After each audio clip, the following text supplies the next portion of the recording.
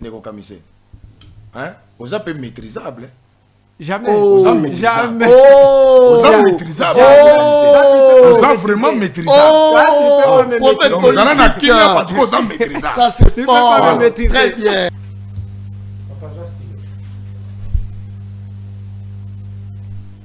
Stylo, comment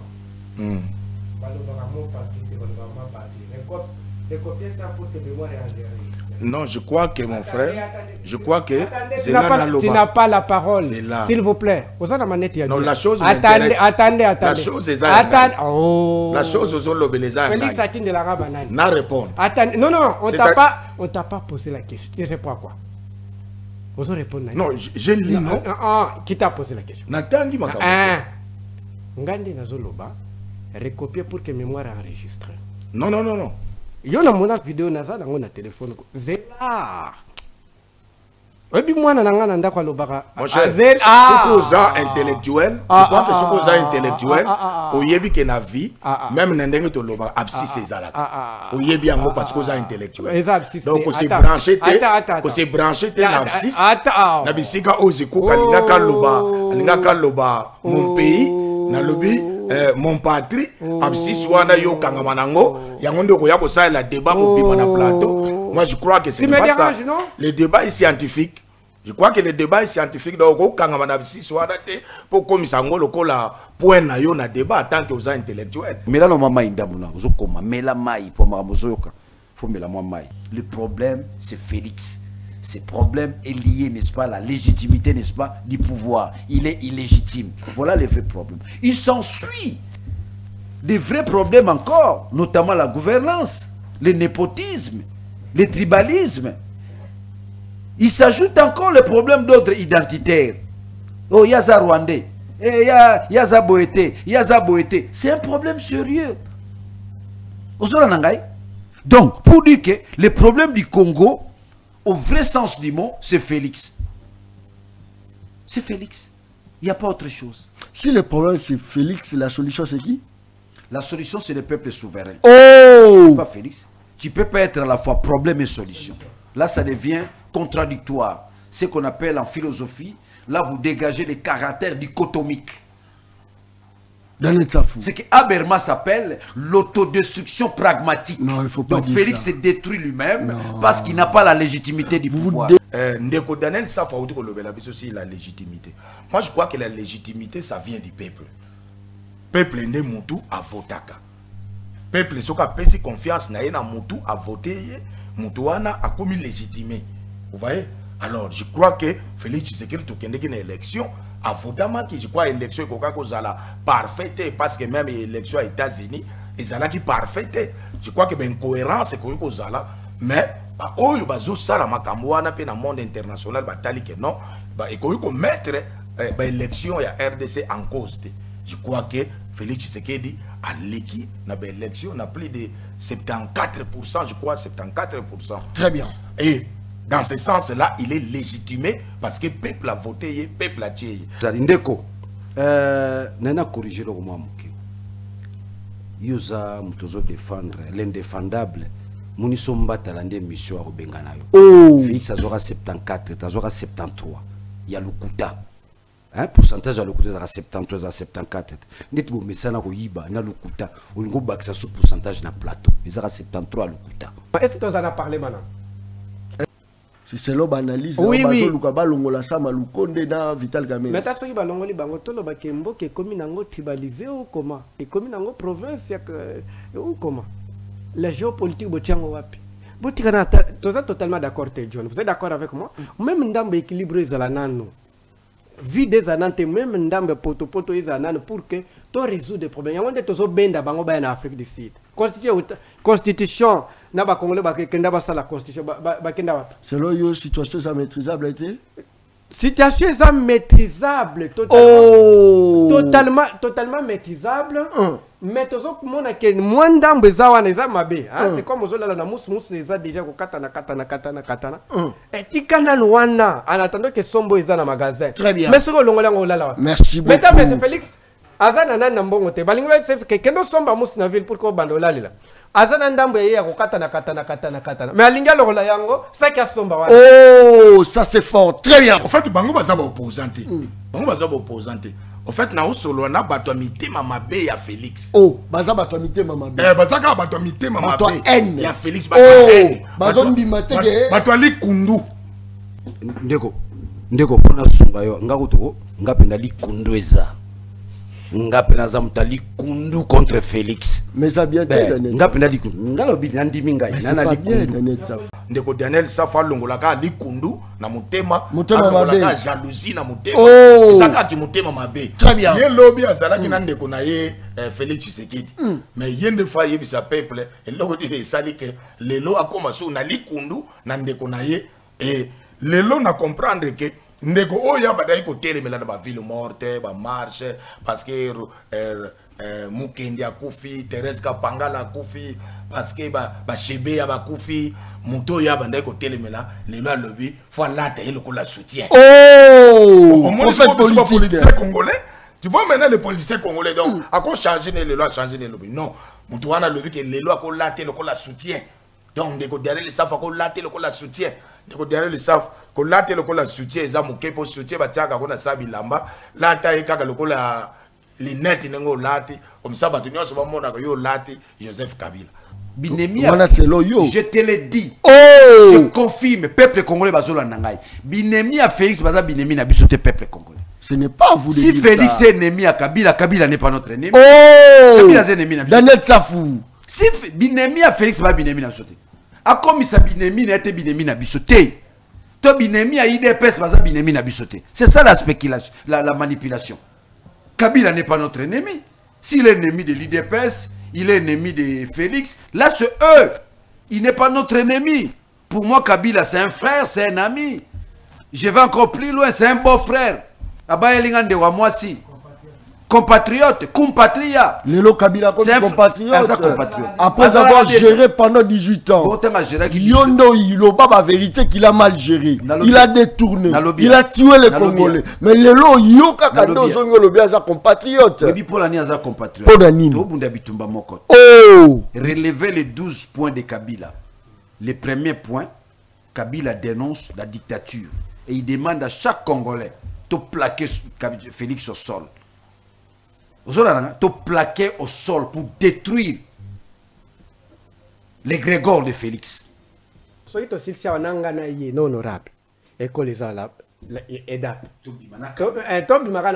Merci beaucoup. Pardon, prophète. Prophète sera totalement maîtrisable. Oui. Tobi Mawatina Edap.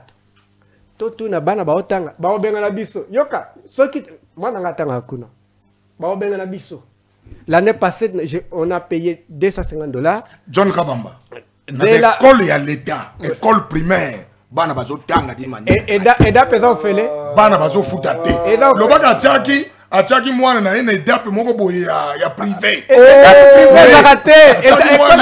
Ya privé. Yango zo confondre na dape à l'état.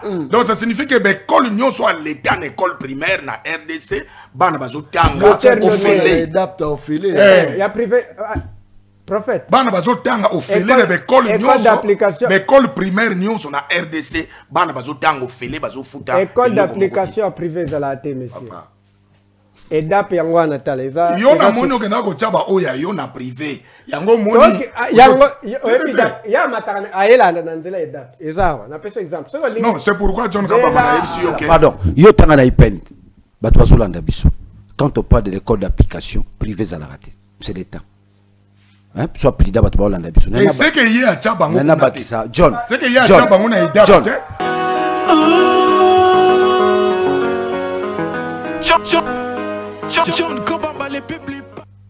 Très bien. Bokolela mon dabino balanga une très grande émission na dimension ya continent d'Asie émission na émission na yo émission ya population congolaise en général. Merci beaucoup pour la confiance vous avez ça la journaliste de la rue journaliste ya balabala c'est l'unique journaliste où a défendre la cause noble ya o etali balabala ya o etali balabala o ya biso tozala makambo koloba moi epelé te parce que Larry va parler à ce net moment. Merci pour la confiance. Bukavu, l'AFC M23 déploie une nouvelle police routière. Ils appellent solo Torobeta, Torobanini. C'est-à-dire Bukavu et Tikali Nango, Tondengeni. Effort Nini. Gouvernement Zarosala pour la récupération. Il y a Bukavu et Bisso, récupération à Boudagana et Bisso, récupération à territoire et Bisso, effort Nini, Oyo Bango Bazarosala, Ezali Solo, Turomeka Penza, Kobeta, Mokolo, Malelo. Jacquemaine Chabani exclut Joseph Kabila du dialogue, exclut Kabila na dialogue au Barosala.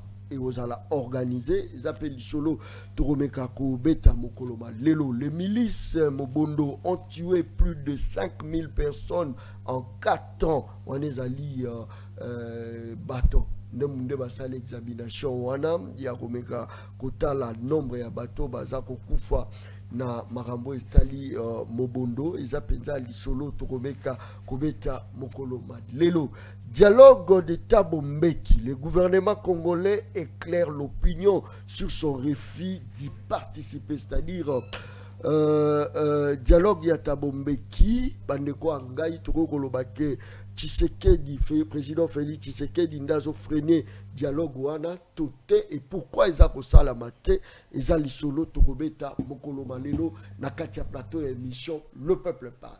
3 personnes na Katia Plateau et émission Le Peuple. Tozala 3 personnes na Katia Plateau et émission Le Peuple parle. Tozali na prophète politique Zuku Kambala pesanga composition ya Plateau ya Mokolo Malelo. Tozala partie à Union Sacrée. Tozali na Ziku Kambala différence prophète politique na Katia Plateau côté à opposition. Tozali na parole l'homme de maîtrisable Tozana Yewana Tozala Daniel honorable Daniel Safou na Katia Plateau, c'est-à-dire Tozala 3 personnes na Katia Plateau émission Le Peuple pas. Je crois que équilibre eza na Katia émission ya Mokolo Malelo. Soko zalaka moto attention, c'est le moment aux zappé. Soko zalaka moto yiki c'est le moment aux zappé parce que émission ya Mokolo Malelo et ozala pas comme émission Nyonso, ça c'est très bien.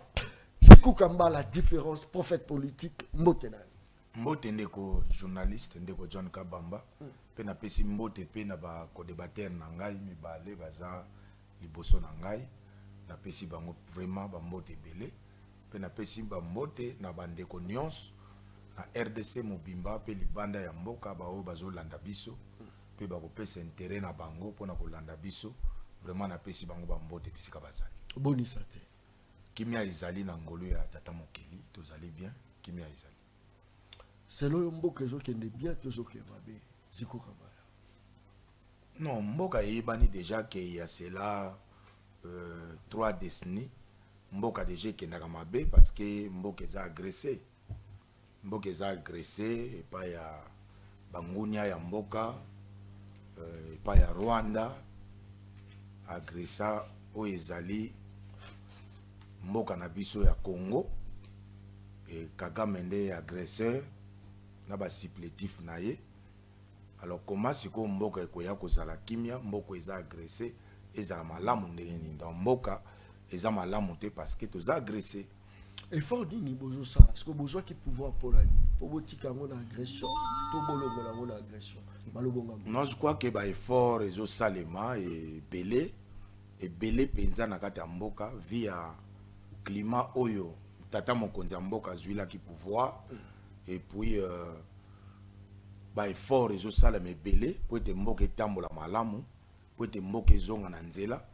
Je crois ozomona ba signature ya ba États-Unis kuna ozomona ba signature ya ba Doha ba masolo ezo betama dans le monde pour te mboka ezonga vraiment na kimia. Pour être congolais nyonso bisika zali na RDC avant na kimia avant na Sengo na mboka na ye. Très bien. Les gens disent que c'est Félix qui est à la base de la guerre, c'est lui qui est à la base de la balkanisation de la République démocratique du Congo. Yozolo baba est fort depuis Bazu Bukavu, depuis Bugoma et Zala tombé. Quels sont les efforts oyo mokonzi ya mboka sali pour la récupération. Bon, je crois que ce qui mutakoyi koloba que Zali Félix mutaza la base ya mboka, il faut vraiment démontrer en noir sur blanc pe azana ba preuve parce que ngana yebisi yo que Congolais nyonso na bandeko bazali boso na nga ba yebi que avant même Félix Tshisekedi azala na pouvoir, RDC ezalaki déjà agressé et pas ya ba Rwandais ba agressé kabiso. Il y a cela 3 décennies to bandiko lobela makambo yo ba agression rwandaise bato bazokufa na este makambo ebele ezosalema. Je crois tobandi kolobela yango lelo te ndeko. Kwa tant tobandi kolobela yango, je crois ndeko Félix Tshisekedi Antoine azalaki na pouvoir te.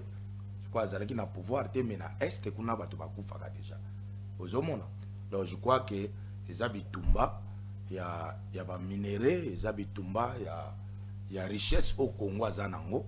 Alors je crois que moi je ne crois pas que Félix Tshisekedi mutaza à l'auteur ya makambo, parce que au contraire ye mutunda azobunda pona ko stopper ba guerre o ezo salema injustement na RDC pe pasi ya ba Congolais et si là dans bitumba na inde yango wana yango tozomona mwana mboka akende boye au sala ba diplomatie ya makasi po ete mboka na biso ezonga na kimia po ete mboka penza et tokota siko na phase ya développement.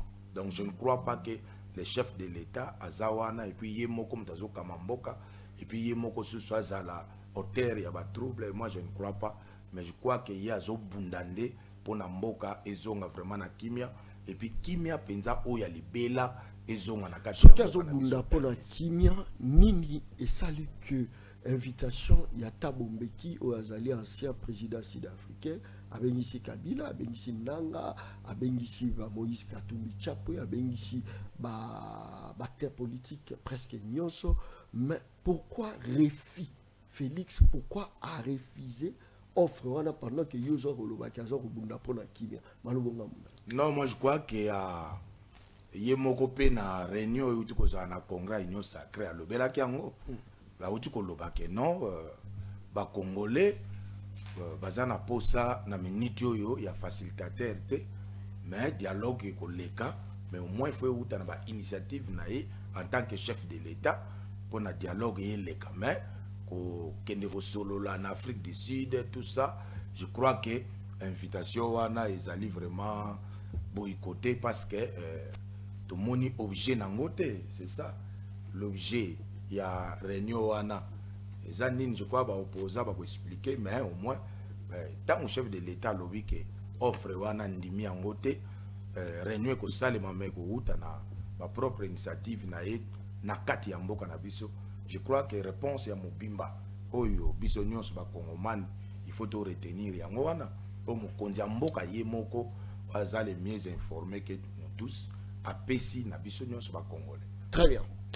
Azaye Bokote, tu as la parole, Nakatia plateau et émission, le peuple parle. Neko parole, Mbote na. Boni santé. Santé malam. Mbote na ba Congolais, surtout na doya.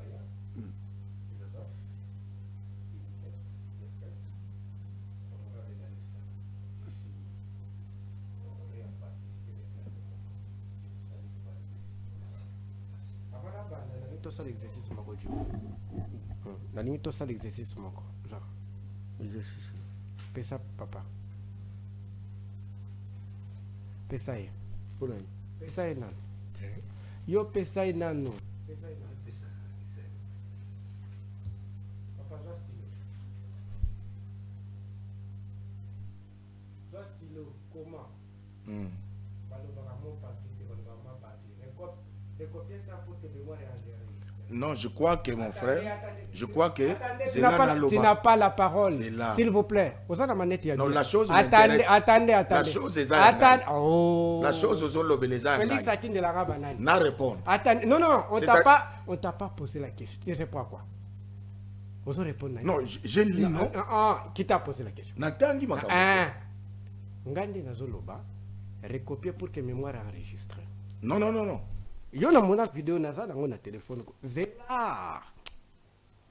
oyebi mwana na nga na ndako alobaka Mon cher, Azel- sokoza intellectuel, je crois que sokoza intellectuel, oyebi ke na vie, même na ndenge toloba abscisse ezalaka. Oyebi yango parce que oza intellectuel. Eza abscisse Donc te. on s'est Attends. branché Attends. on s'est branché te na abscisse. Attends. Na bisika ozikuka lingaka loba mon pays, na lobi mon patrie, abscisse wana yo kangama nango, yango ndeko ya kosa la débat bobima na plateau. Moi je crois que c'est Tu me pas ça. déranges, non? Le débat est scientifique. Je crois que le débat est scientifique. Donc, au Kangama si soit pour comme ça, on le point na yo na débat tant que aux intellectuels. Le débat est scientifique. Ok, toi kende. Ah, boy ko recopier mais recopier pour que botangi ça soit ban. Ko débatteur au bengi, vous avez les prophètes politiques. Na constaté qu'Aza un peu na quelques phrases verbe là mon réseau s'est répété. Le verbe croire, j'ai noté tout ce que je dis. Je crois que Tu es un débat. non, S'il vous plaît. Joe, Il faut appeler Joe, ça Joe. une ligne à débat. quand même. Joe, S'il pardon, vous plaît. Joe, pardon, Congo est autres maladies, les faux savants, ceux qui baillent. Le verbe croire se substitue avec le verbe estimer. Pardon, le verbe croire, c'est pour un être transcendantal, c'est Dieu, on croit à Dieu. Ce verbe ici, il allait mettre le verbe penser, je pense que. Le verbe penser se substitue avec le verbe estimer que. J'estime que. Ça, notez, c'est tellement important. Tous les cas maintenant. Ndeko nangai avant na kende na mutuno au lobby, na lingi na dénoncer le remoko. Tolingi kimia na mboko. Biso tolingi kimia non? Ce qui to lobby dialogue lingi lobby. Tolingi kimia. Très bien. Dialogue, c'est-à-dire kimia. Mais lokomoko.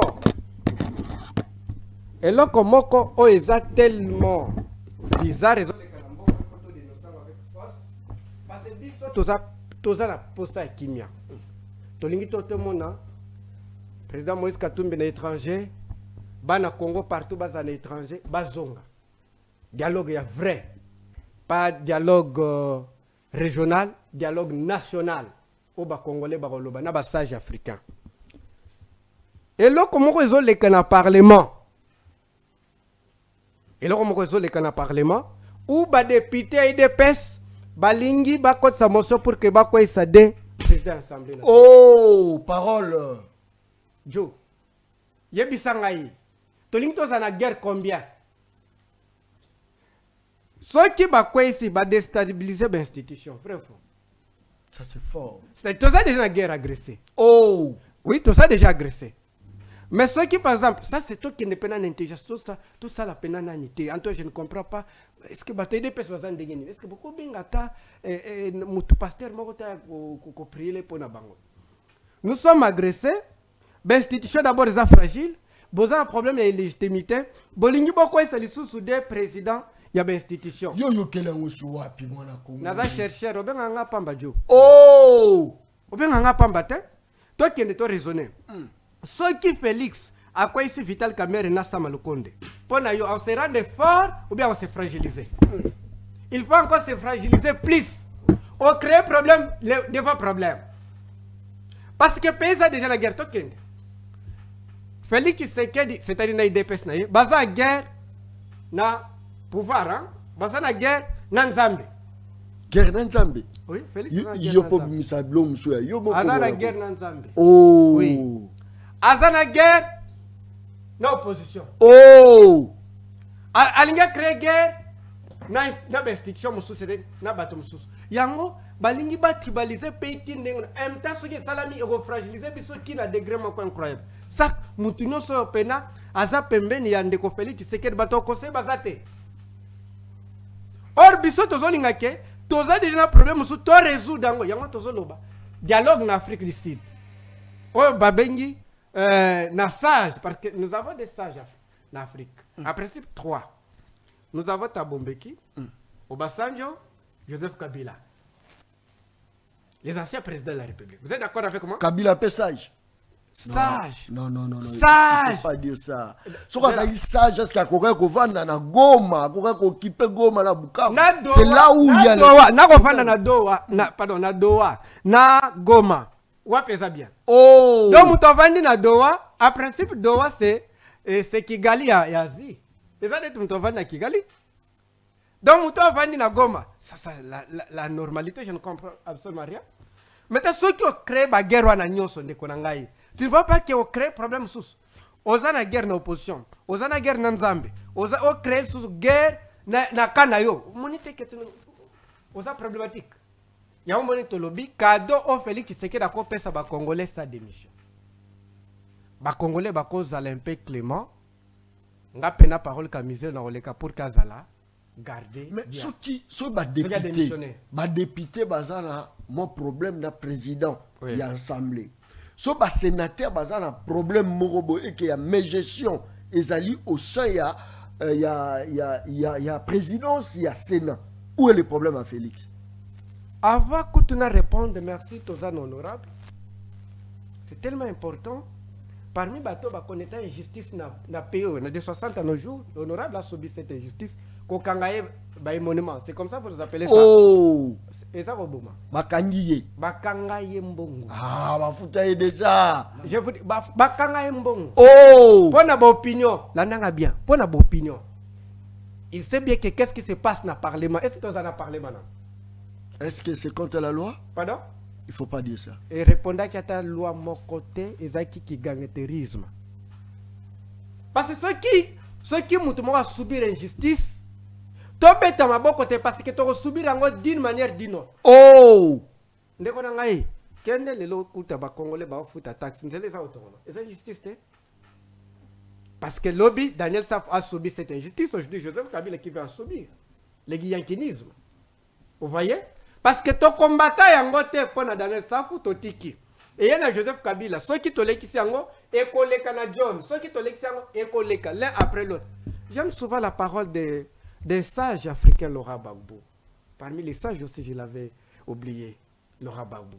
Dit ceci, c'est un historien. C'est un historien. Dit, quand les Blancs sont venus nous coloniser, ils ne commençaient pas tous les royaumes. Ils commençaient avec le royaume A. Royaume B, Zoloba, pas moi. Ngate, Zatu, Nangate. So, si royaume A, Asimbi royaume B. So, si royaume B, Agosimba, royaume C. Tous les royaumes vont subir la même sort. Or, era banana royaume A, ceux qui ba royaume A, royaume B, C, ba sangana pour que se sunga mbele ba coloniser bisoté et ni koloba boy ceux qui ba commettre injustice moko pour na congolais moko to telemeli yango to se protéger biso moko. Très bien. Donc la place où tozoloba directement que pays est déjà fragile. John oza d'accord nanga? Très bien.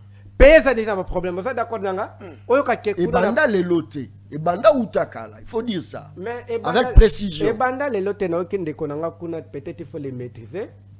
Il faut les maîtriser.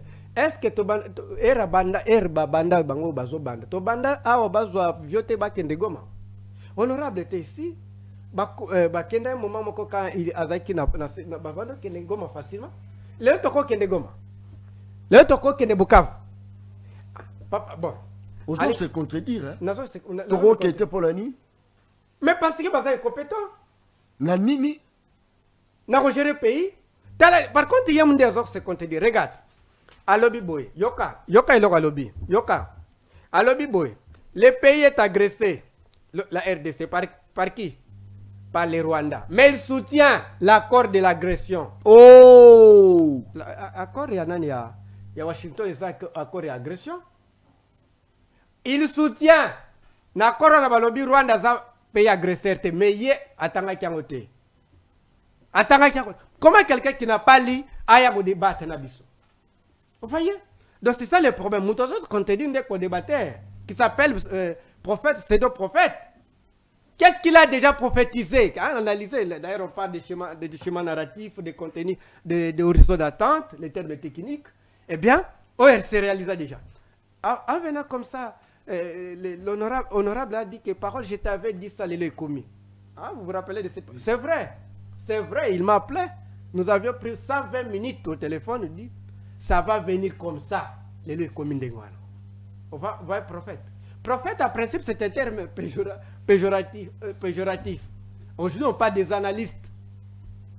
Les mots ont changé la connotation avec. Oui. Très bien. Donc, bref, tout simplement que.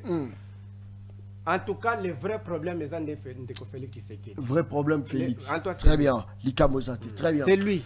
Prof, Parce que les députés, merci. Il va créer problème sur des vrais problèmes. Il y a des autres téléguidés, voilà, vous déformez, hein. La déformité, c'est ça les analyses. Tout acte des noms politiques est analysable. Si c'est l'homme analyse, oui, oui. Mais t'as ce qui va l'ongoli bango tolo ba kembo ke komi nango tribalisé ou comment et komi nango province ou comment la géopolitique botiango wapi botikana totalement d'accord John, vous êtes d'accord avec moi? Même ndambe équilibré za la nano vie des anantes, même ndambe poto izanano pour que tu résoudre des problèmes. Yawande tozo benda bango ba en Afrique du Sud. Constitution na ba Congolais ba kenda ba la constitution ba kenda wapi? Selon yo situation ça maîtrisable été? Situation ça maîtrisable totalement maîtrisable. Mais tozo kumona ke mwandambe za wana za mabe, c'est comme ozola na musu eza déjà ko katana. Et tikana Luanda en attendant que sombo eza na magasin. Très bien. Mais ce que longola ngolala. Merci beaucoup. Mesdames et Félix azana na mbongo te balingo c'est que kendo somba musu na ville pour ko bandola lila. Azana ndambo ye ya ko katana. Mais alinga lokola yango ça qui somba wana. Oh, ça c'est fort. Très bien. Honorable Daniel Tsafou, Tozanaya, on a Katia Plateau, il y a émission Le Peuple Parle. Daniel Tsafou. Oui. Motena. Bonne santé. Santé bien. Il y a bien.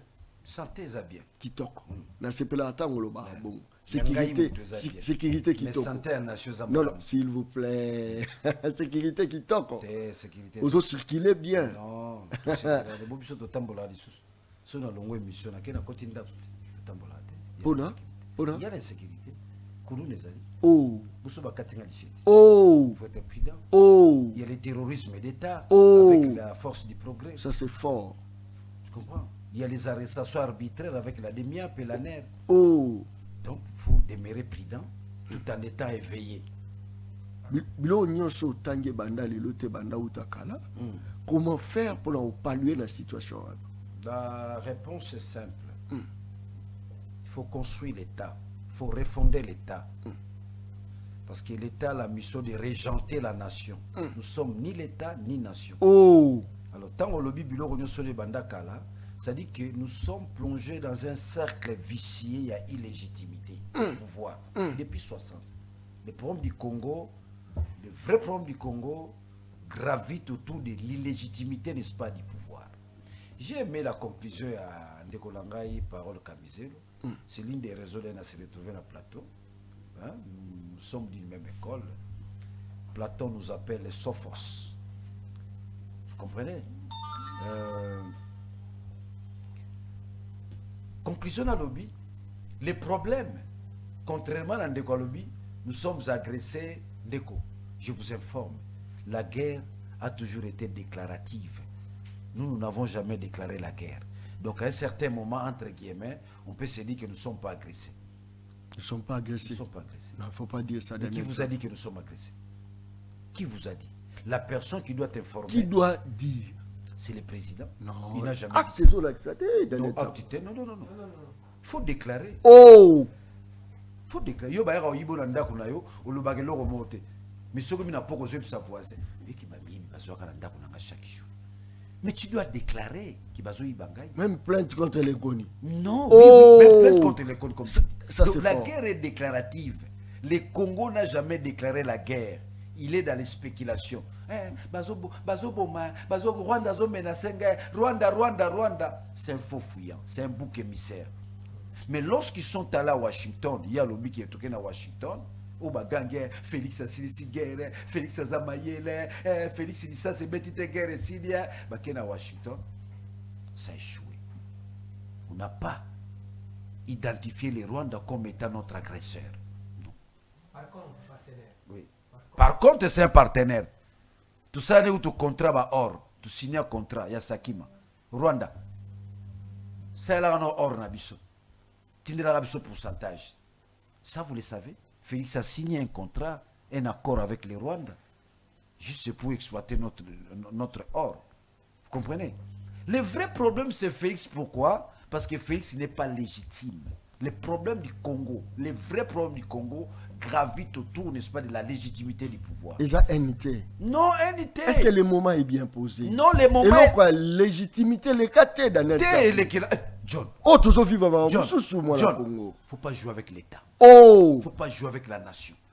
Tant aux autres, c'est les cas, c'est-à-dire, aux hommes, on a beaucoup de ça, à Félix. Aux hommes, on dit, la richesse à Congo, c'est à Félix. Les richesses du Congo sont des richesses collectives. Congo est bien comme les abissonios. Il y a un passero et Jibayama Piana. Rabbi Félix a Messie. A une mission prophétique. Non. Il faut y aller. Félix a Messie. Il a une mission prophétique. Les pouvoirs, c'est les mandats. Il n'y a rien, n'est-ce pas, de la prophétie ou bien Nzamba Ponier pour. Non, non, non. Vous avez la Yé Jiba. Attends la Bible. Malheur à vous les hommes de la terre. L'homme qui vous accusait jour et nuit est descendu sur la terre. Vous avez la Très bien. Alors, yo et Jiba Mampiana, ou à papa, groupe de prière, ou yo le baquet, Félix Aza messianique. Félix a la mission. Quelle est la mission de Félix? Du moment où il n'a pas la légitimité du pouvoir. Du moment où nous nous retrouvons dans ce cercle vicieux d'illégitimité du pouvoir. En quoi il est Messie? Le problème, c'est Félix. Ce problème est lié, n'est-ce pas, à la légitimité, n'est-ce pas, du pouvoir. Il est illégitime. Voilà les vrais problèmes. Il s'ensuit des vrais problèmes encore, notamment la gouvernance, le népotisme, le tribalisme. Il s'ajoute encore le problème d'ordre identitaire. Oh, il y a ça Rwandais, il y a ça Boété, il y a ça Boété. C'est un problème sérieux. Donc, pour dire que le problème du Congo, au vrai sens du mot, c'est Félix. C'est Félix. Il n'y a pas autre chose. Si le problème c'est Félix, la solution c'est qui? La solution, c'est le peuple souverain. Oh! C'est pas Félix. Tu ne peux pas être à la fois problème et solution. Là, ça devient contradictoire. Ce qu'on appelle en philosophie, là, vous dégagez les caractères dichotomiques. Ce que Habermas s'appelle l'autodestruction pragmatique. Non, il faut pas donc dire Félix ça. se détruit lui-même parce qu'il n'a pas la légitimité du pouvoir. Vous dédouanez maintenant Kagame, nous les Congolais. Oh, le problème c'est Kagame, Daniel Safou. John, Binemia Félix Baza Binemia Bisote. Ça c'est faux. Binemia Félix Baza Binemia Bisote. Si Félix est ennemi de Kagame, Kagame n'est pas l'ennemi des peuples congolais. Binemia, je te l'ai dit. Oh! Je confirme, peuple congolais bazola nangai. Binemia Félix Baza Binemia Bisote, peuple congolais. Ce n'est pas vous de si dire Félix ça. est ennemi à Kabila, Kabila n'est pas notre ennemi. Oh! Kabila est ennemi à Daniel Safou. Si Binemia Félix va Binemia Bisote. A comme ça Binemia n'était Binemia Bisote. Toi Binemia IDPS Baza Binemia Bisote. C'est ça la spéculation, la manipulation. Kabila n'est pas notre ennemi. S'il est ennemi de l'IDPS, il est ennemi de Félix. Là, c'est eux. Il n'est pas notre ennemi. Pour moi, Kabila, c'est un frère, c'est un ami. Je vais encore plus loin, c'est un beau-frère. Moi aussi. Compatriote, compatria. Lelo Kabila comme compatriote. Après avoir géré pendant 18 ans. Yondo Iloba, la vérité qu'il a mal géré. Il a détourné. Il a tué les Congolais. Mais Lelo Yoka Kado Zongolo bien sa compatriote. Oh! Relever les 12 points de Kabila. Le premier point, Kabila dénonce la dictature. Et il demande à chaque Congolais de plaquer Félix au sol. De plaquer au sol pour détruire l'égrégore de Félix. Donc là, je suis dans une approche aussi métaphysique et mystique. Oh! De vous détruire son égrégore. Qu'il a construit par des négativités, par un pouvoir illégitime et a subi son otage. Voilà, selon you. Selon tous les Congolais, John Obi, l'élection Salamate Lamboko. Et Salamate. Et bon, autre moyen, Yazaini. Liverpool. Oh! Très bien. Ça c'est très bien. Prophète politique. Le problème. C'est là. Il y a un petit élément. C'est là. Merci beaucoup. Honorable Daniel Saf. Merci beaucoup. Je crois que Batouaza est pelé. Baza Rolanda Bisso du pardon. Merci pour la confiance au besoin repris à la journaliste non professionnelle, mais très efficace dans Katia Terre. Zikou Kambala. Le problème, c'est Félix Antoine Tshisekedi. Ce qui Félix a un problème, Nabato Mosusu, est à l'Ibisote. Malobonga Mouna. Non, vraiment, na comprendre que Koyoka ndeko nangai na Koyoka ndeko Daniel Safu. Na comprendre que ndeko Daniel Safu. Ezaka ka jalousie mutezo sala. Oh! Jalousie kaka mutetoni na mitema ya bandeko. Parce que ndeko alobi que parlement ezate na RDC mais kaka ye aboyi balongola caméra. Oh! Siko ba kolongola caméra te parce que caméra za wapi. Lokola parlement ezana ngote. Siko soki ba saleli caméra émotion pour alongwa. Yo lobi alongwa te pour déstabiliser mboka. Alongwa te pour aza wapi. Moi je trouve que ndeko ye moko se contredire. Parlement ezali, c'est pourquoi zo défendre que balongola caméra te pour na déstabiliser mboka te. Donc c'est-à-dire ba institution ezali. C'est-à-dire zo reconnaître que l'institution ezali, oh! Parlement ezali. Très bien. Kovanda na Goma. Je crois que il faut tala na climat nini ndeko ke vandela na Goma. Est-ce que na climat wana ndeko ke vandela na Goma ndeko na biso kamiseni? Est-ce que azala capable na climat wana ya kokende Goma pour akende kovanda? Na climat wana. Na climat wana ndeko na biso kamiseni. Est-ce que azala capable kokende Goma pour akende kovanda? Sinon, pourquoi? Ozomona.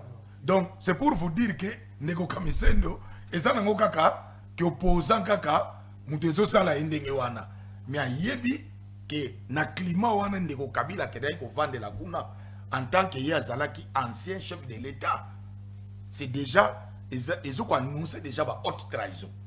Haute trahison. Haute trahison. C'est-à-dire Kabila a trahi. Pourquoi? Oh. Parce que déjà, l'homme le plus informé du pays, Monsieur Antoine Félix Tshisekedi Tshilombo, le président de la République, déjà si Ayebisaki Bissonio sur Bakongomane na Kamisen, que AFC égale Joseph Kabila. Oh! Alobaki déjà. Alobaki déjà que AFC égale Joseph Kabila. Ça c'est fort. Maintenant, total abouye, Bissonio sur Zalaki na doute. Na ye Kamisen de pas Zalaki na doute. Mais total abouye, bakoko ya RDC na Nzambe ya RDC azui Kabila memie na Goma pour confirmer makambo Félix Tshisekedi alobaki et pas ba congolais que AFC égale et la kisi Joseph Kabila. Vous voyez?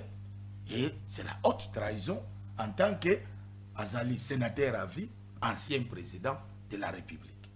Alors na climat wana soki ndeko Kamisendo azo soutenir oyebi bandeko nazo kama makambo bango bazo soutenir parce que na ba pays asiatique tant déjà ba lobby que mutu o aza agresseur to mutu o aza assassin to mutu oyo azo boma batu na RDC oko yate na plateau politique ya ko soutenir mutu andenge wana. Oh! Oko yate na plateau politique oko soutenir mutu wana na ba pays asiatique ba ko kato kingo. Mais nazo kama ke ndeko Daniel nande o Kamisendo bazo soutenir bato yo baza soupçonner que bango bato bazo boma ba congolais bango bazo ya pena na plateau na TV bazo soutenir bango mais contrairement bazo lobake na RDC démocratie zati et ça contre patriotisme tokoloba. mais oui et ça contre patriotisme parce que bato wana ba lobike bazo sambisa bango quelque part cause bazo sambisa la bango parce que baza parmi les bateaux baza cité na guerre ya est. Mais yo peno yeno na plateau. Baza ba traître. Yo peno yeno na plateau. Oye ko défendre bateau wana. Oh! Et puis ozongi no pena ndako ke la pongi. Après na monoko zo lobake démocratie ezate. Mais pour la bango baza ko mais le ce que je vois de ndeko Daniel Safu nande o Kamiseni. Très bien. Ce que je vois c'est plus que la démocratie. Oh! C'est vraiment en RDC, c'est plus que la démocratie. C'est en RDC seulement au commun là que mutu pena zo défendre nanga na plateau et puis azongi na ndaku akelala. Entre-temps, azoko ignorer ba famille belé o baza ba bungisi ba être cher na bango. mais mutu aye na plateau azo défendre mutu wana mais azongi na ndako akelala mais na monoko azoloba ke démocratie ezate. Mais dans ce sens là je vais vous dire que Félix Tshisekedi est plus qu'un démocrate. Il est plus qu'un démocrate. Mais Bango Balobi, c'est lui le problème. Comment Rosa l'a. Mais moi, maintenant, je suis en train de le recadrer. Très bien. Il est plus qu'un démocrate. Vous voyez? Et je crois que tous en a parlement, dans l'accès de Koké, tous en a parlement, parce que y a moi défendre déjà que la caméra était, la caméra était ou à Wenze, la était ou à l'hôpital, la était dans le parlement. L'Assemblée nationale. Oh, vous avez un projet au donc c'est que l'institution est allée. Vous avez un projet au Longola, non, moi, je n'ai pas un projet au Longola.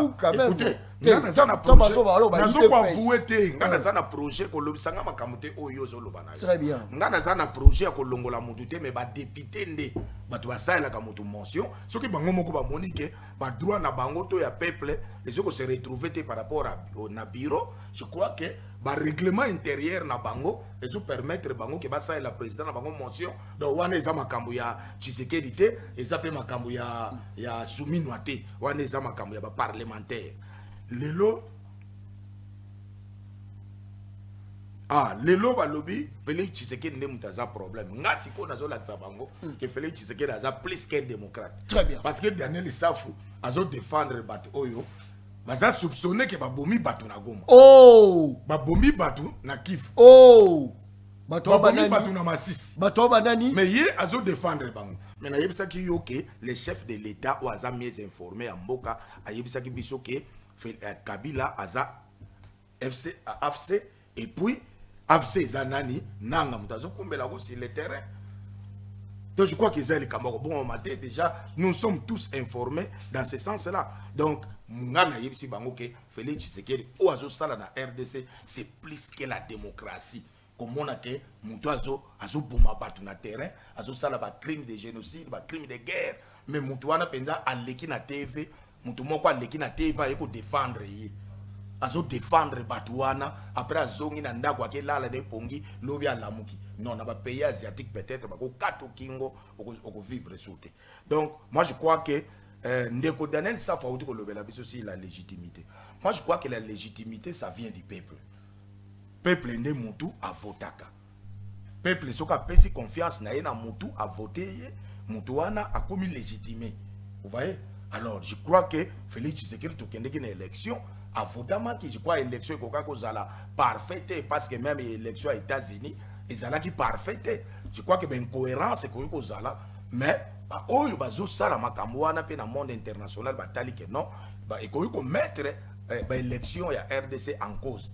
Je crois que Félix Tshisekedi a l'équipe na élection na plus de 74%, je crois 74%. Très bien. Et dans ce sens-là, il est légitimé parce que le peuple a voté, le peuple a tué. Je ne crois pas que mon collègue Daniel Safa, comme mon conduit, à cause de ces élections, et que ça parfait. Moi, je ne crois pas. Très bien. Donc, je crois que Ezakaka, Ndeko Daniel Safa, Longolaka, Likundu, na mutema, Longolaka, jalousie, na mutema, Ezaka ki mutema mabe. Très bien. Yen lobby azala ki na Ndeko na ye Félix Tshisekedi. Mais yen de fois yebisa peuple, et l'autre dit sali que le lo akoma sou na Likundu, na Ndeko na ye. Et les gens na comprendre que ndeko oya badai ko telemela na ba ville morte ba marche parce que Mukendi a kufi Thérèse Kapangala kufi parce que ba Chebe ya ba kufi muto ya bandai ko telemela les lois lobby faut lata et le ko la soutien. Oh, on fait politique congolais. Tu vois maintenant les politiciens congolais donc à quoi changer les lois changer les lobby non muto wana lobby que les lois ko lata le ko la soutien donc ndeko derrière les safa ko lata le ko la soutien.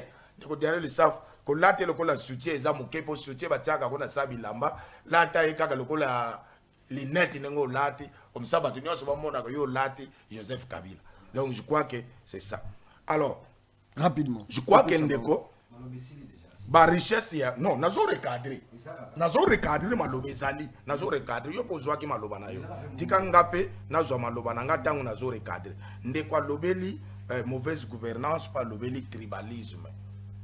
Moi je crois que ndenge ndeko kamisenda zo lobela kamere aza kasayente. Oh, kamere aza kasayente. Sama Lukonde aza kasayente. Maman Judith Souminwa Azaka Sayen te. Oh, olobi sur les campements sunino. Oui, Azaka Sayen te. Non, nazo laksake. Et doyoti les en retard. Non, par rapport à... Attends, vous allez bien informer. D'ailleurs, ce n'est pas à vous de me poser des questions. Soyez mutuba bali e côté a comme monter kuna. Zala kimiat. Ngana yebeli. Bon rouler bati wapi. Na yebeli o kimia na plateau. Zala kimiat. Neko kamise. Hein? Aux peu maîtrisable. Jamais. Jamais. Oh, aux maîtrisable. Aux vraiment maîtrisable. Vous allez na kimia parce que aux maîtrisable. Ça c'est fort. Très bien. Donc, nazo laksa yo ke Kamere azali kasayente. Ndeko sama lokonda za kasayente. Maman je dis soumis na mutazo kambe l'exécutif azali kasayente. Donc pour vous citer que ça, ben institution déjà minene. Boso, Bamboso, Babati, Bazape Bakasayente. Donc c'est pour vous dire que bazana tribalisme bazomona imaginaire. Tribalisme kako ezouta na mutema mabe na bango parce que bazana bango mitema mabe. En fait bango bazaba opposante. Bango bazaba opposante. En fait na osolo na bato mitema mabe ya Félix. Oh, bazaba bato mitema mabe. Bazaka bato mitema mabe ya Félix bato haine. Bazombi matege. Bato ali kundu. Bato ali kundu. Mais bazana bango ba opposante. Merci beaucoup. Très bien. Likamozalité. Daniel Tsaf. Ndeko pona sunga yo ngakutuko ngapenda likundweza ngapenda za mutali kundu contre Félix mais ça bien Daniel ngapenda likundu ngalobi ndimi ngai nana likundu Daniel Tsaf ngali kundweza ndeko nana corriger ko mwamuke yuza mutozo défendre l'indéfendable muniso mbatala ndé mission ko bengana yo Félix azora 74 azora 73 ya lukuta. Un pourcentage à l'okuta à 73 à 74. Net bon mesana ko yiba na l'okuta olingo bakisa sous pourcentage na plateau. Ils à 73 à l'okuta. 73 à l'okuta. Là tu es d'accord. Bon na yesiko obi peuple mutu avotaka. Yim tapé sa légitimité. Pasteur. Pour la première fois je suis d'accord avec vous. Ça c'est une vérité irréfutable.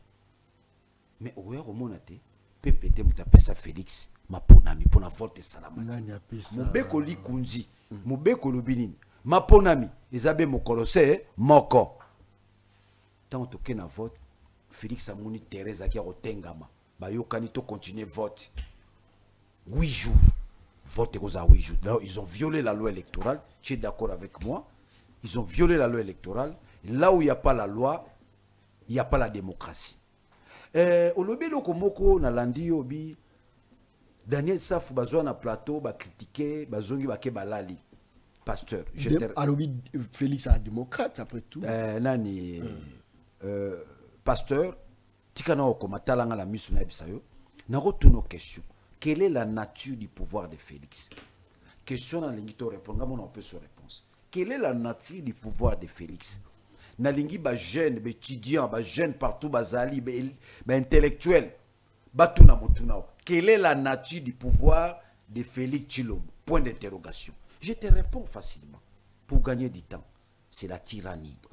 C'est la dictature. Il n'y a pas la démocratie. Non, faut pas alors dire ça. maintenant, tant yozoloba, comment bateau bakoya na plateau ba critiquer Félix bazongi pe balali féliciter biso toza ba extraterrestre.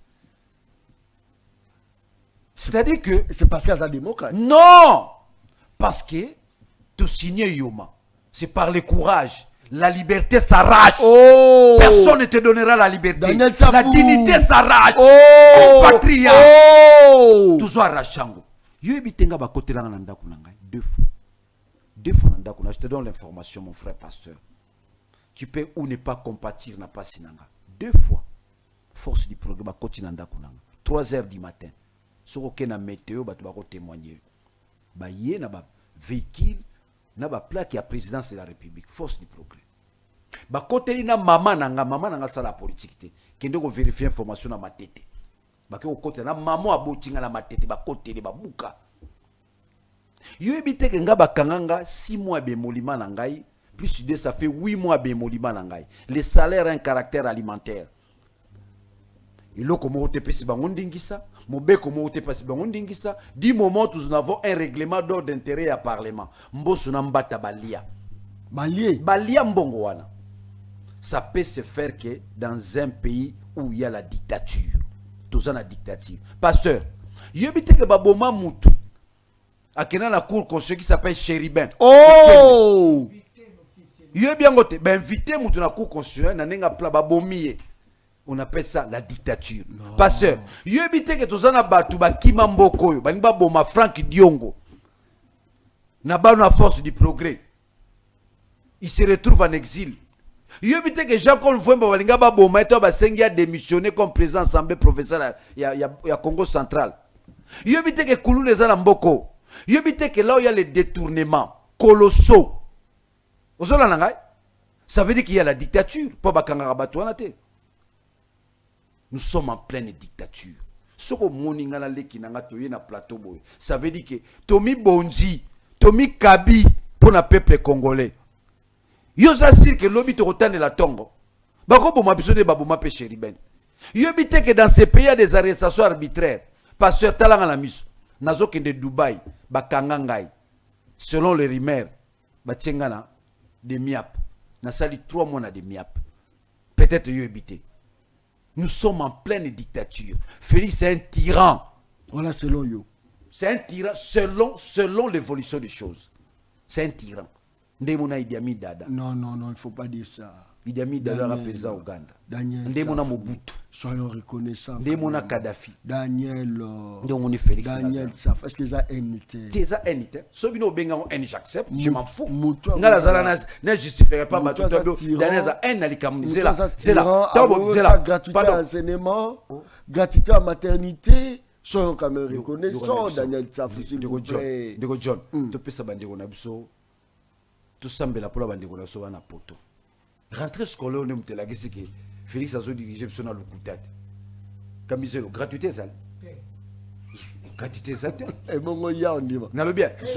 Là, n'a le bien. Tu as micro, poussez le micro. Poussez le micro. Il a repéré malo. Camiselo, gratuité ça. Gratuité ça.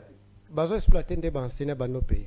Ah, et bon, Moutoura, il y a un yoga, bah bien, gratuité, ça pour la bana, enseignants peuvent comme gratuité.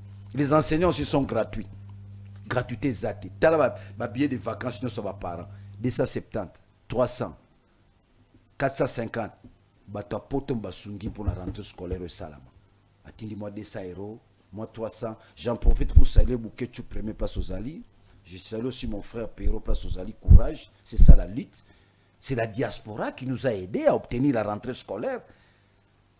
Bengi saba pareil, aux ajoutés sa balaba, la tambola so gratuité zali. Ezate, yo moko fo somba cahier, yo moko somba livre, yo moko fo. Donc ba même mi en bilo moko boyo. So sangi somona $400. Oh, $300. Oh. Gratuité zate.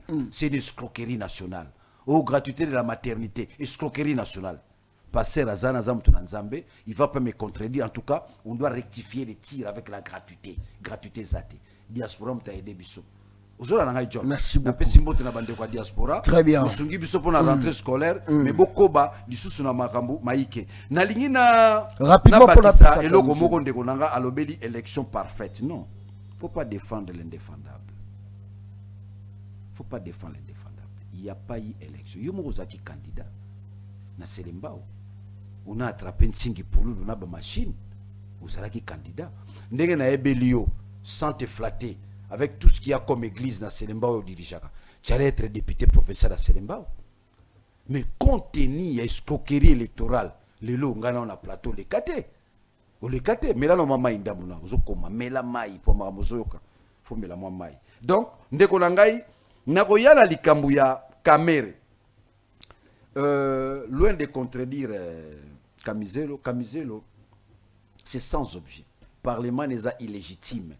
C'est une caisse de résonance, il y a Félix. Balongo la caméra, Balongo la été talibisoté.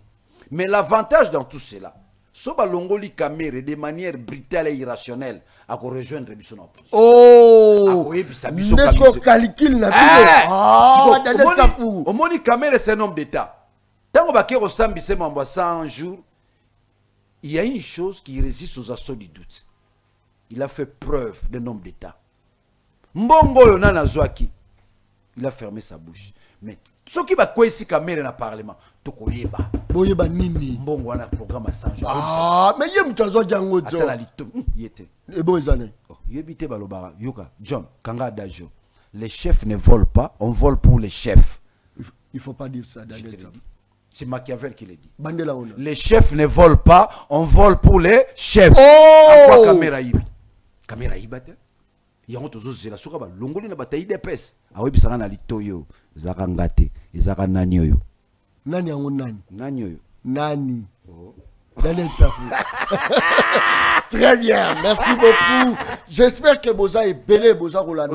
Donc, Parlement Wana John, en un mot, c'est sans objet. On ne peut même pas en parler. C'est un parlement illégitime. C'est une caisse de résonance. Il y a Félix Chilombo. Donc, Parlement Wana, net aux Zolobela, il y a un dialogue national.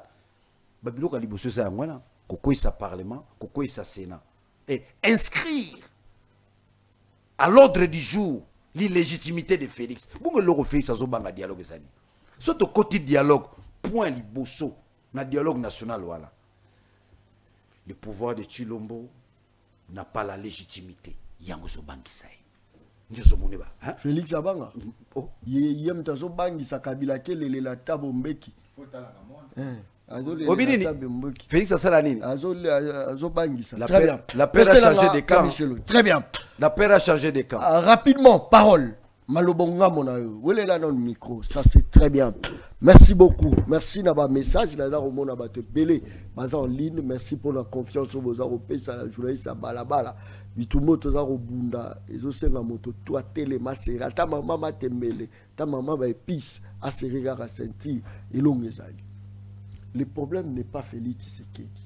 Tous les seuls pays au monde aux terroristes, baza au défendre un plateau d'ici prophète politique. Malobonga mouna.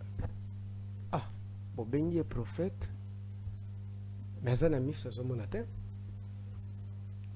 Il n'a pas de mauvaises troupes. Mais il y a très bien que M23 il y a 14 mois. Bah laisser bango na mbongo ya l'État. Oh oui.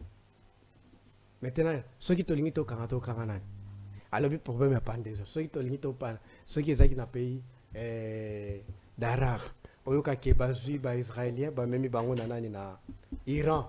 Au 26 bango 14 mois. Président na vraiment olala. Olala.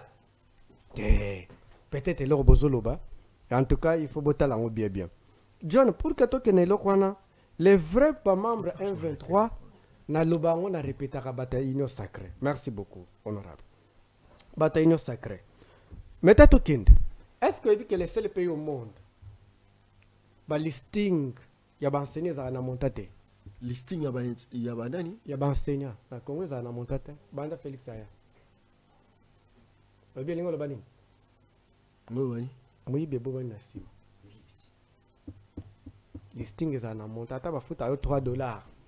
Ils ont $3 on a eu on dit qu'il a gagné autant loyer autant boy nous c'est ça les $10 donc les seuls banda talano listing banda 2017 18 kita ils ont monté nango ata ils ont 4 francs congolais mais eux ils ont listing t pardon ils ont monté listing a batie ba kombo monté zate.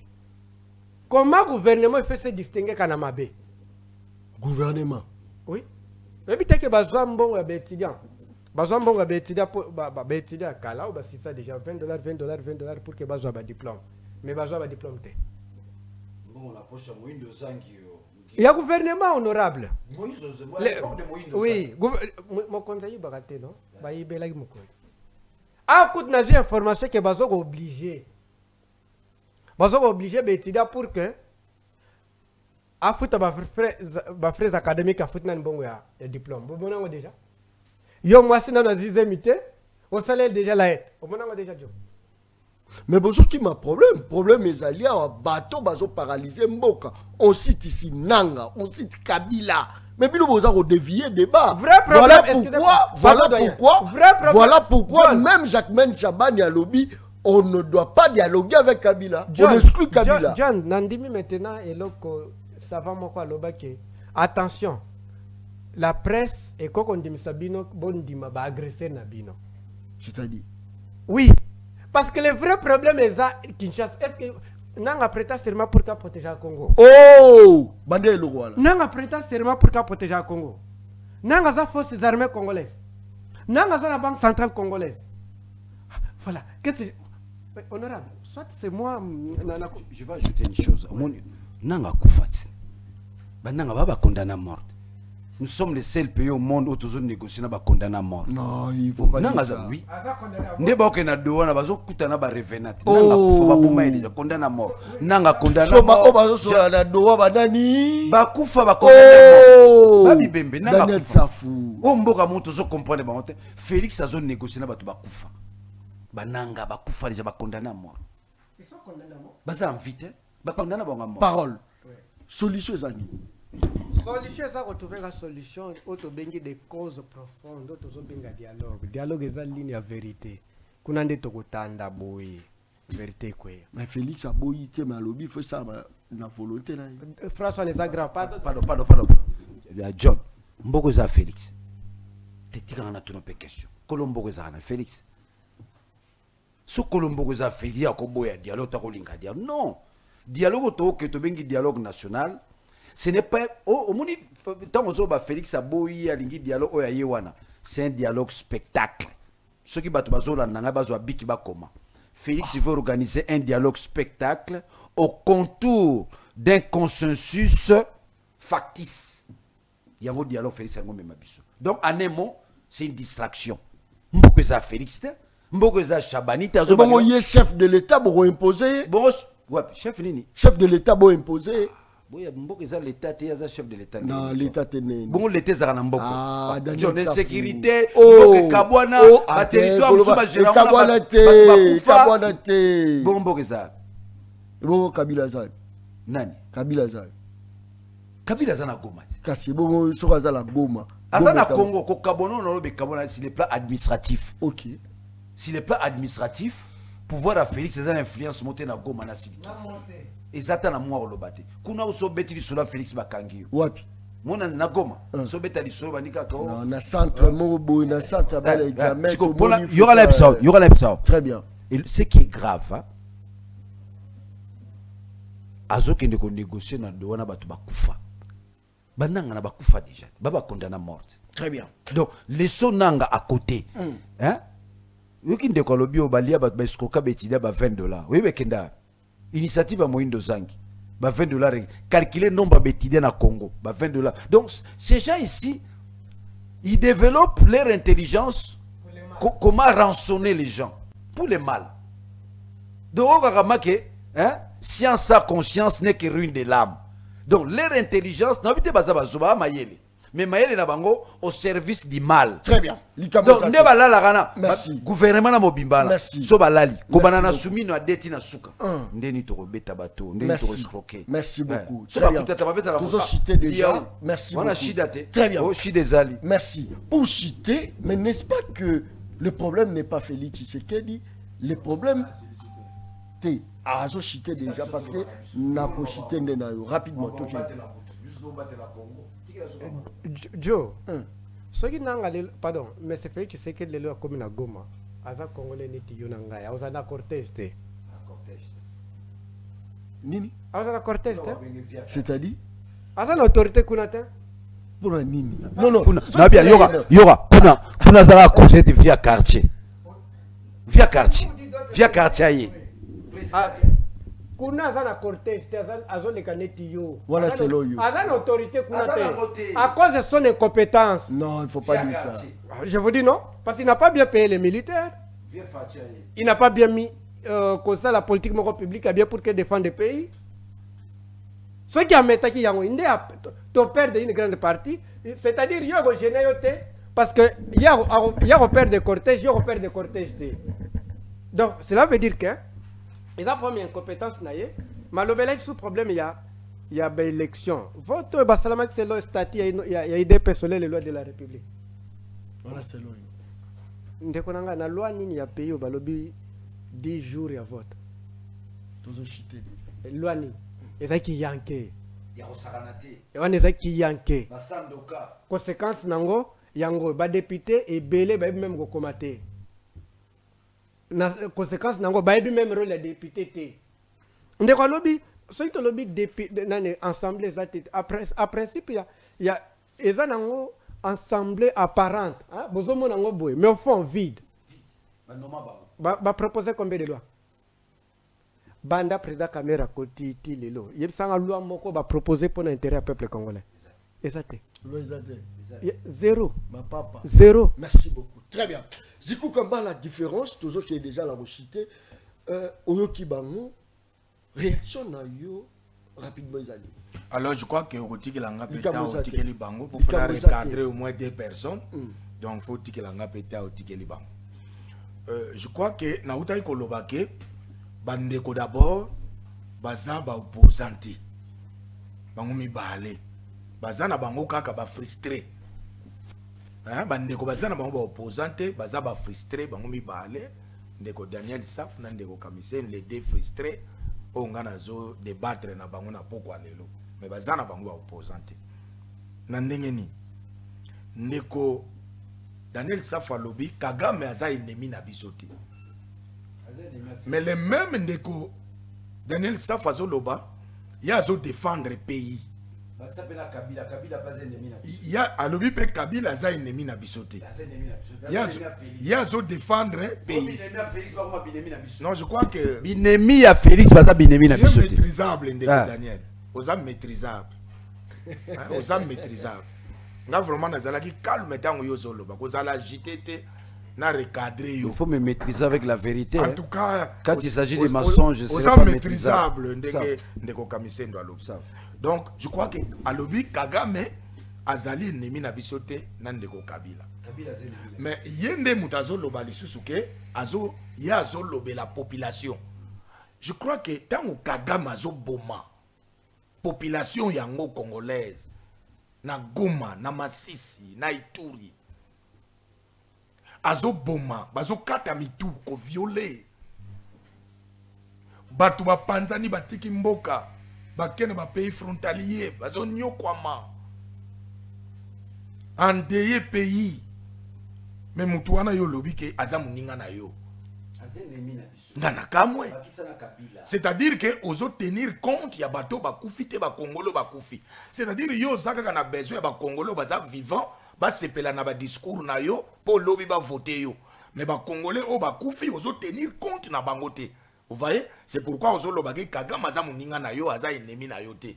Je crois que na lobby awa ke mokonzi ya mboka waza les mieux informés que biso nyonso a pesaki ba grande ligne na mboka pe a informa ki biso ke ndeko Kabila aza na FC. FC égale à ndeko AFC. AFC égale à ndeko Kabila. C'est-à-dire que biso nyonso yokaki yopo yokaki. Alors nzoka nde AFC wana bangonde bato bazo ko ndeye est du pays.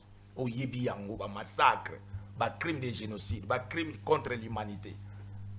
Mais bato nyonso bazo ko ndeye mboka na kamo ke bazaba ninga ya Daniel Saf. Bazaba pire ya Daniel Saf.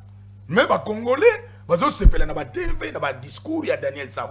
Donc Daniel Saf azo sepela kaka na ba Congolais baza vivant pour na élection ba voter mais ba o ba kufa Daniel Saf aza na souci na bango te etali kutu yete.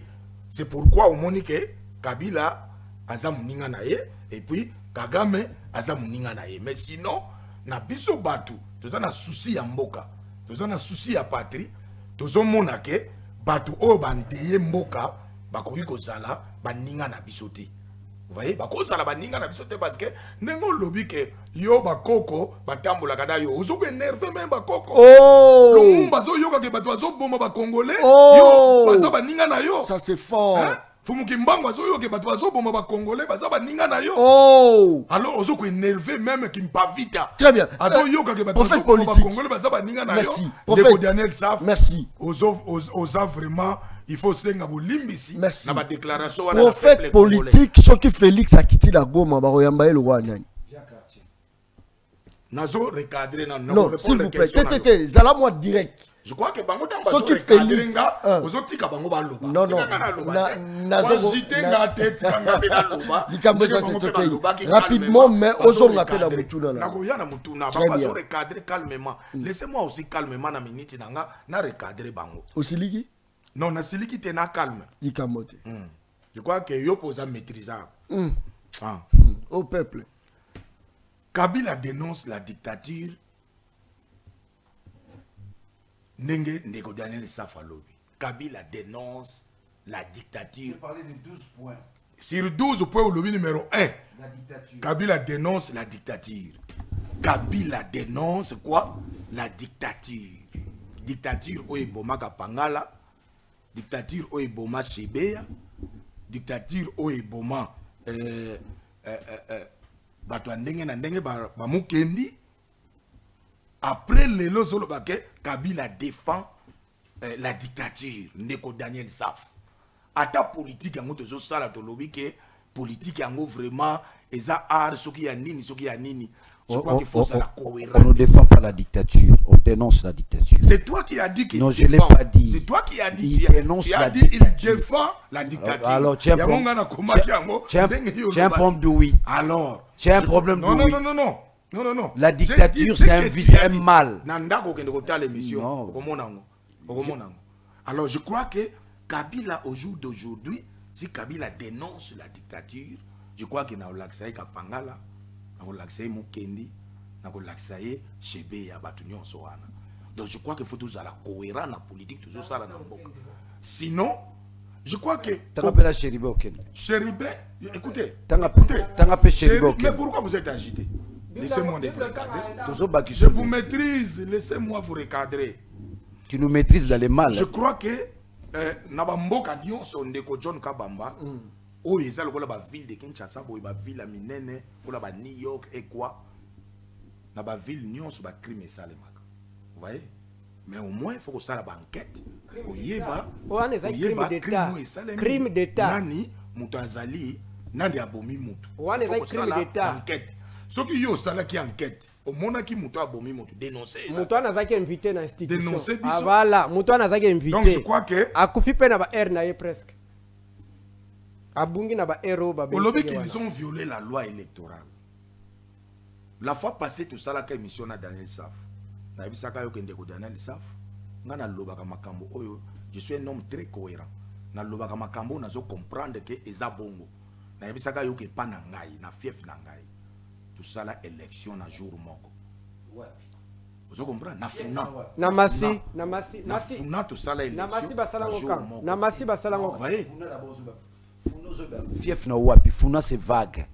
Funa c'est vague. Fief na nga c'est. Faut spécifier. Ah, vous le fief no c'est. Fief na nga c'est les ma. Nous na c'est les ma, il y avait pas bosala élection jour moko. Biso tout ça la élection jour moko, élection est sili. On a yoga 9 jours, 14 jours, na yoga la on pas na bino. Biso jour moko, na selemba élection sili. Ba na selemba bazola nanga ba yebi makana zolo. Tu vis dans une autre planète. Alors, Natira pouvoir à Félix, et ça pouvoir démocratique. Et c'est plus que la démocratie. Na ko démontrer bino que ndenge boza wana bozo défendre même ba terroriste na kata plateau. Mais au monde que tant ndeko Daniel ozozonga boyozonga na yo ke olali olamuki parce que c'est plus que la démocratie au tozomona na RDC. Na yebisa bino ke na ba pays asiatique en tout cas ekotika la ndenge wana te. Mais aux apporte parole à force de progrès. Nini? Au lobby que ba koteli yo. Oui, putain on se loba. C'est comme si Kabouya qui parle. Au lobby que ba koteli yo. C'est parce que Kabouya loba makambo solo. Ah merci. Ah c'est parce que Kabouya aloba makambo solo, Kabouya kosaka te, aloba makambo solo. Ba koteli yo na mama na yo. To ba koteli mama na yo ba koteli pe yo. Je crois que Ndeko Daniel Saf je ne sais pas. Tant au sali ba déclaration wana ke ba koteli ngai, ba koteli pe mama na ngai. Je crois pour identifier déjà bateau à côté là yo. Monto à côté là yo comme il ne faut pas débattre sur ça, c'est cruel. Ah voilà. Il faut y avoir monto à côté là yo comme na ye nan. Olé ya ko sangisa makamunions. Donc ko sangisa makamunions sauté. Gratuité et enseignement. Ndeko Daniel. C'est pourquoi na yebisi bino ke en tout cas Congolais ensemble 6e chantier à Congo ezamotema le Kondo. Oh, Ndeko Daniel. Na ke 5 jours na Kimbantsek na ke bana Kimbantsek bazo la daga ba réagir na ke 5 jours na Kimbantsek na sali banquette ben école union soit l'état Kimbantsek école primaire bana batangi na gratuité bana batangi na gratuité et pas na ngamoko na Selembao na Iles na Isiles yaka tokene na yo bana bazotanga partout na gratuité. Olobi makambo ya maternité gratuité ya maternité maternité monsieur tu es maîtrisable zala calme tango yo bana ko lobanga na zolo bate tango yo bana ko loba ngana zolo bate nazalaki vraiment très discipliné na plateau et je te maîtrise continuez na lokuta zala calme. Je crois que gratuité ya maternité na kimbanzeke na kutana na ba mama ngana kutana na solo na ba mama o ba yebisinga ke biso to boti to futi elokote. Vous voyez? Et dans le quartier, dans le maman, on va se battre pour foutre le côté. Nana deux pasteurs. Écoutez-moi, nana deux pasteurs. Basi na mango ba keba boti ba foutre le côté. Hôpital ni. Vous voyez? Pes hôpital. Ba boti na gratuité. Pes hôpital après. Maman nangai. Le côté ni. Pes hôpital. Ba hôpital la gratuité. Ba hôpital la gratuité pas nanga ou bien. Na kimbanseki parmi à l'hôpital ba sitaki nga roi Baudouin et pas nanga mon collé et pas nanga mon collé non na kende ki sitere na kende ki sitere non boy stopper ngate c'est là on reçoit temps moi j'écrivais soko zana makamoko loba comment soko zana makamoko loba comment mais pourquoi Daniel vous a agité pourquoi vous a agité soko zana makamoko loba comment Neko, soko sana makamba ko loba koma ngana banako koma ngai na banako koma oko clouer ngate parce que vérité ba clouer kangote vérité ba clouer kangote ndeko Daniel oko clouer ngate parce que vérité ba clouer ka yangote nini susu ezanga ini non ngai na makambe ko kima ngate po makambo nyonso bolobi na komaki yango. Est-ce que Félix Tshisekedi soka kena Goma ba yamba ile kwa chef de l'état? Non, ndeko John Kabamba. Question tuni ngai eza question moko mutuya pe pona kotuna ngai yango. Est-ce que ndeko Félix soka kena Goma est-ce ba ko yamba comme chef de l'état? Hein? Mais ndenge nini kasi Kabila kena Goma ba yambiye. Et puis ndeko Félix ba ko yamba ete. Bango ba répondre. Qu'est-ce qui est fait que Kabila kei ba yambiye? Mais ndeko Félix ba ko yamba ete. Bango va répondre. Sinon, on a ko recadrer. Selon yo, ba yambiye po. Hein? Ba yambiye parce que Félix a lobaki kaza AFC. Oh! Et Félix ba ko yamba ete parce que ça na makamu na bango te. Oh! Mais c'est clair, la réponse est là. Ça c'est fort. C'est clair. Très bien. Merci beaucoup. Toshite Dayo. Kamise. Dernier mot na Ndekonangai. Ce qui est le Joseph Kabila qui est en Afrique du Sud, disposition gouvernement à Kozwa. Et aux andingi moko tendingi azara président de la République. Voilà ça principe. Félix a kende na Goma te. So ya kende na Goma ba osale pe mabete, nde bonheur aza nango comme chef de l'État ba reconnaître yango te. Pour la nini? Pas ça ini. Pardon? Par a perdu déjà autorité kuna. Nende. Oh, a contraire kuna te? Donc mutu ba reconnaître avec Kabila. Sois calme. Okay, c'est maîtrisable, monsieur. Oh! Il est maîtrisable, oui. Donc, différence c'est ça que ndekonanga, différence c'est que il y a ba osale le côté mais aza besoin congolais simple. Aza la cortège te se sentir l'insécurité type le kwandengwana. Parce que yenda sala ke le ko ne komate. Ndekonanga yi oyaka na télévision tu dois t'informer. Je suis plus informé. Non. Comment? Na mukole babimisa communiqué. Bon pito nyonso. Babimisa communiqué, gouvernement sala 20 mois à futaka bango te. Do bato banda ya baboti mais sali 20 mois gouvernement ko futa bango te mbongo apesi na Barcelone. Oh, na Barcelone. Oui, pas ni apesi Barcelone. Pour le nini? Pourcentage na bango na ces allées. Rétro commission. Opération retour. Bango mo soyi ba misi mbongo na facilité retour. Na maternité ba opesa pour ni. Balinga Congo te. Gouvernement elingi ba congolais te ata muke. Vous voyez? Babimisa communiqué que baboyi yango. Ngai madame nanga boti les deux 7 mois disons.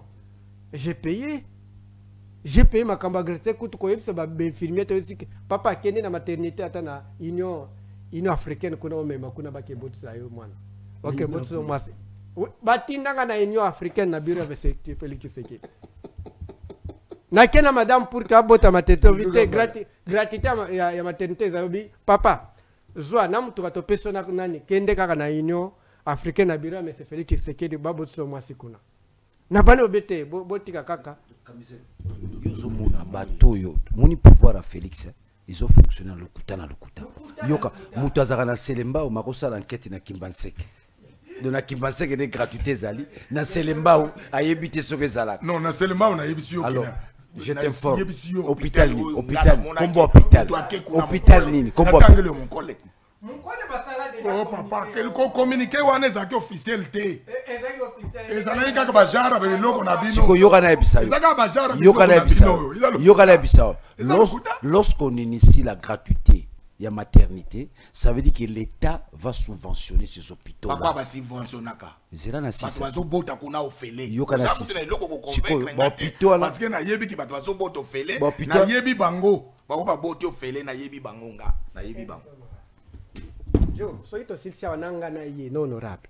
École les la EDAP. Tobi magana caméra. Merci beaucoup. Tejo pardon na sengio service. Na usuka nanga wana. Accordé ngana pardon honorable, pardon. Rapidement parce que ça makambe prophète. Prophète sera totalement maîtrisable. Na oui. Tobi mawati na EDAP. Totu na bana baotanga, baobenga na biso. Yoka, soki mwana ngatanga kuna. Baobenga na biso. L'année passée, on a payé $250. John Kabamba.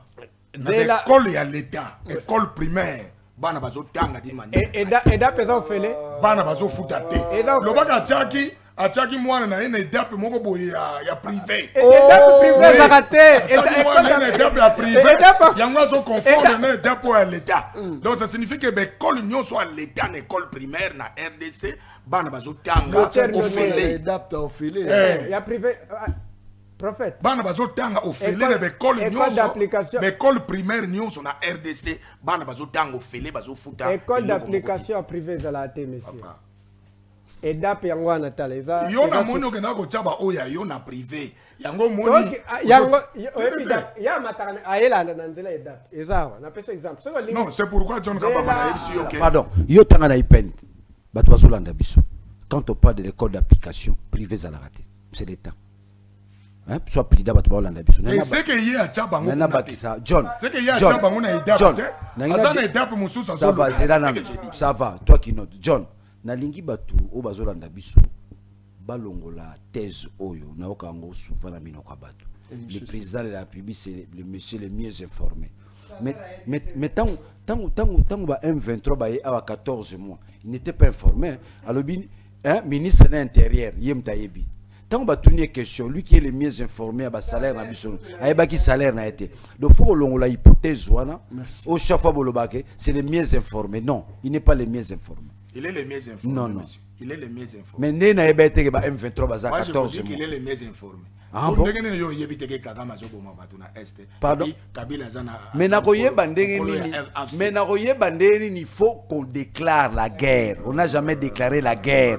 Merci beaucoup. Token à Washington, communauté internationale se reconnaître Kagame comme agresseur. Bisope Tondimi. Yango bozui ministre des Affaires étrangères à cela 10 ans. Na Rwanda, boté ministre. Ce qui va se reconnaître l'accord de paix. Yokas qu'on a aidé. Ce qui va se reconnaître pourquoi l'accord de paix. Ah merci. Yokas qu'on a aidé. Mon accord de paix wana. Et cet accord de paix débouche dans ce qu'on a appelé l'accord de principe. Très bien. Parce que l'accord de principe, il y a un mot de paix, on est Kokisama. Il faut Félix a posé à activer. Les principes sont dans l'accord de paix. Ah, merci. Mais où est la paix en question? Merci beaucoup. Mais la paix va venir au Congo. Merci.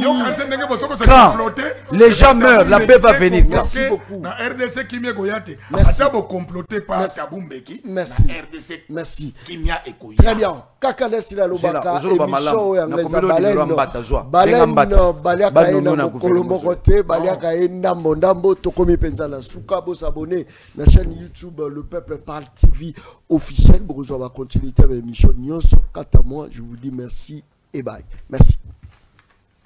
Sky Opération Toboy Distraction.